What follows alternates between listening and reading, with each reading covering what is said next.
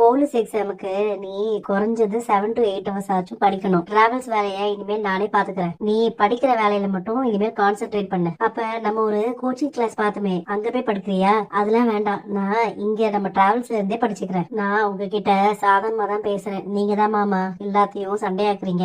என்ன நீங்க ஒரு பொண்டாட்டியா கூட மதிக்க வேணாம். இந்த கடையில வேலை செய்யற ஒரு சாதாரண ஆளாவாச்சும் பாக்கலாம்ல. உன்னை நான் மனுஷியா கூட மதிக்க மாட்டேன். என் உயிரை வாங்காம தயவுசெய்து இங்க இருந்து போயிடு. எனக்கு சாப்பாடு எப்படி இருந்துச்சு? நல்லா இருந்துச்சு மீனா. நீங்க சும்மா சொல்றீங்க, நிஜமாதான் சொல்றேன். நல்லா இருந்துச்சு. லெமன் ரைஸ் ஒயிட் ரைஸ் மாதிரி டேஸ்டே இல்லாம இருந்துச்சு. 2 வாய் சாப்பிட்டேன், அதுக்கப்புறம் என்னாலே முடியல. நீங்களும் அதை வச்சுட்டு வெளியில இருந்து ஏதாச்சும் ஆர்டர் பண்ணி சாப்பிட்டுருங்க. அப்பா, நீங்க வேலைக்கெல்லாம் வர வேண்டாம், தயவு செஞ்சு கிளம்புங்க. இருக்கிற பிரச்சனையே என்னால சமாளிக்க முடியல, இதோட உங்களால வர பிரச்சனையே என்னால பார்க்க முடியாது. தீபாவளி சீருக்கு பணம் எடுத்தீங்கல்ல, 2 நாள்ல திரும்பி வைக்கிறேன்னு சொன்னீங்கல்ல, அந்த பணம் எங்க? அது என்னால ஏற்பாடு பண்ண முடியல மயில. இன்னும் ஒரே வாரத்துல திருப்பி வச்சிடுறேன். இந்த ஆள் எதுக்கு இப்ப இங்க வந்திருக்காரு? என்னமாமா அந்த ஆள் இந்த ஆள்னு மரியாதை இல்லாம பேசுறீங்க? இந்த மரியாதையே ஜாஸ்தி. மரியாதையா அவர் கிளம்ப சொல்லு. ஒரு நிமிஷம் கூட அவர் இங்க கடையில நிக்க கூடாது. இனிமேல் என் மூஞ்சிலே முழிக்காத மயில. கிளம்பு, உங்க அம்மா வீட்டுக்கு கிளம்பு. டேய் சரவணா, என்னது இது? நடு ரோட்ல இருந்து சண்டை போட்டுட்டு இருக்க? கட்டின பொண்டாட்டியோட ஒழுங்கா வாழ தெரியாதவனுக்கு எதுக்குடா கல்யாணம்? நீ